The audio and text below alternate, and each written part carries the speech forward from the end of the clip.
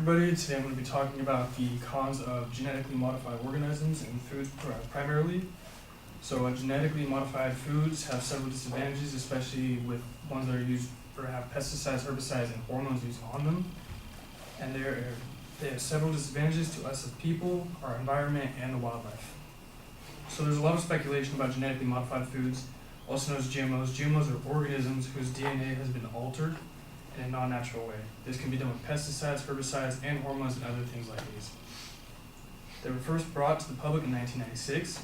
Since then, they've become a huge part of our food industry, as well as crops and meat, and have become mass corporations like Foster Farms and such.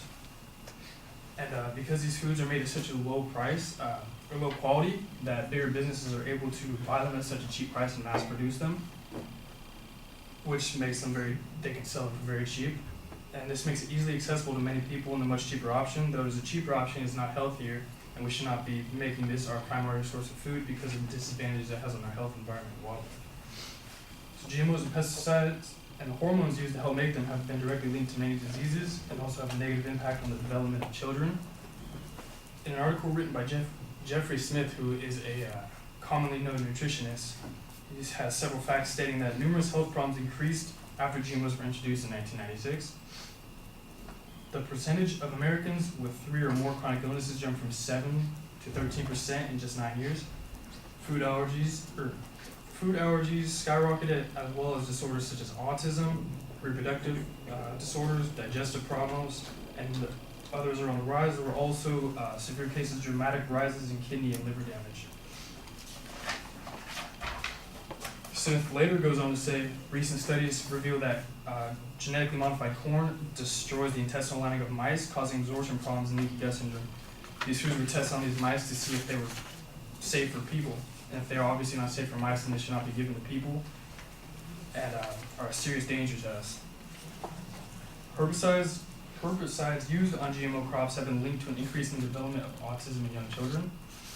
A herbicide called glyphosate is a main ingredient in the weed killer used on GMO crops such as soy and corn crops. It has been linked to the development of autism in young children. In an article published by David Perlmutter, who is a board-certified neurologist, he states from 1993 to 2010, the rate of glyphosate found in foods and autism developing in children and children 6 and under have skyrocketed right alongside each other. And in a new report published in February of this year in the journal Integrative Medicine, Dr. William Shaw describes a group of triplets, 2 male children, 1 female, and the 2 boys have autism, the female having a possible seizure disorder, that they found high levels of glyphosate in their urine, and that they were on a very high corn GMO diet as they were growing up, so it's going to have a very high chance of being a cause in their disorders. As you can see, the herbicides used in GMOs is hurting these children and their development. Increase in GMO foods with glyphosate are becoming a very scary reality for the development of children. There are studies linking GMOs to hormone imbalances, which leads to several issues and even diseases.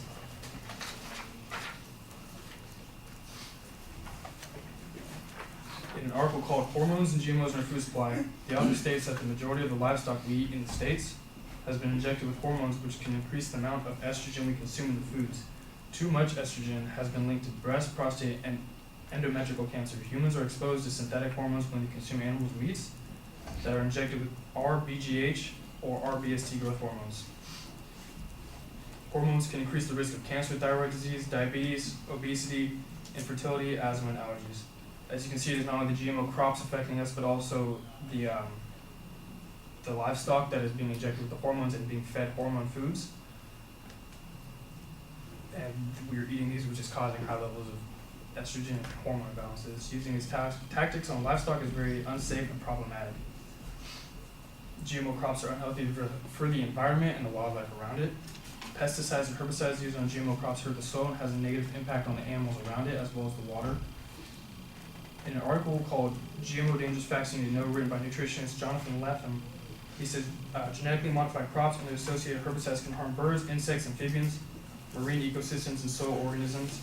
They reduce biodiversity, pollute water resources, and are unsustainable. For example, GM crops are eliminating habitats for monarch butterflies, whose population has actually gone down 50% in the U.S. Roundup herbicide has been shown to cause birth defects in amphibians, embryonic deaths, and endocrine disruptions and organ damage in animals at even very low doses. As you can see, these GMOs are not only having an effect on the health of people, but are also killing the world we're living in. They're hurting the animals, their ecosystems, and their sources of food and water. In conclusion, with the increase in GMO foods becoming more and more prevalent, we are seeing a decrease in overall health in our environment, the animals living in, and the world we're living in, and most importantly, us as people.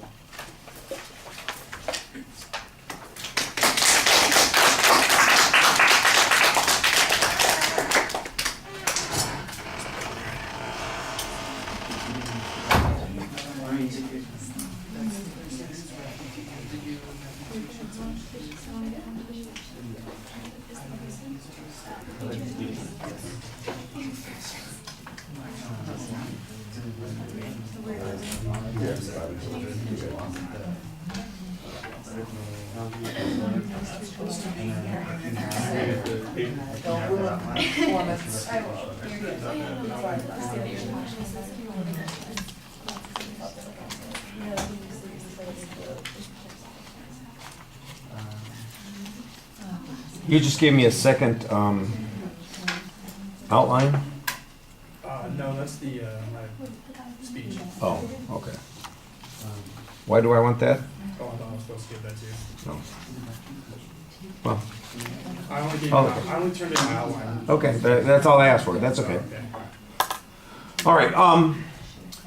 The proposition is relatively clear. GMOs have disadvantages to them. You do have a preview. You're saying that it has a health disadvantage to people and dangers to the environment. It sounded like there was a third point concerning wildlife, but I guess wildlife is really part of the environment because when you get to the body of the speech, you only have the 2 points that you're talking about. The first point is not labeled very clearly when you get to it, but we know that it's the first point because you just presented it in the preview, and you go right away with some information about the potential dangers. You cite sources on that.